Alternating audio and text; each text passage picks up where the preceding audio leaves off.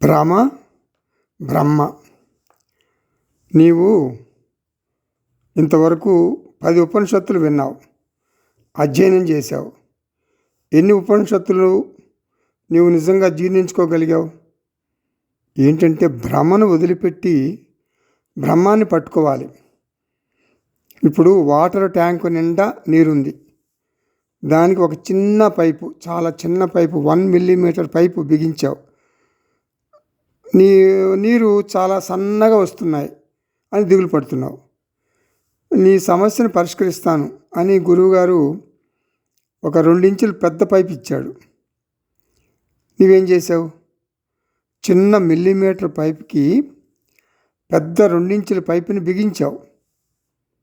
నీరు చాలా సన్నగా వస్తున్నాయని గోల పెడుతున్నావు. నీ సమస్య అలాగే ఉంది. నీవు తప్పు చేశావు. ఏమిటా తప్పు? 2 ఇంచుల పైపును డైరెక్ట్గా పెద్ద ట్యాంకుకి కనెక్ట్ చేయాలి. అప్పుడు సమస్య పరిష్కరించబడుతుంది. అలాగే వేదాంతాన్ని జీవాత్మ భావానికి జోడిస్తున్నారు. నేను తల్లిని, నేను తండ్రిని, నేను పుత్రుణ్ణి, ఇలాంటి భావాలకు అహం బ్రహ్మాస్మి జోడిస్తున్నావు. అందుకని అష్టావక్ర మహర్షి అంటున్నారు, అహం బ్రహ్మాస్మిని అహం జీవ అస్మికి జోడించకూడదు. స్థానభ్రంశం చేయాలి, రీప్లేస్ చేయాలి.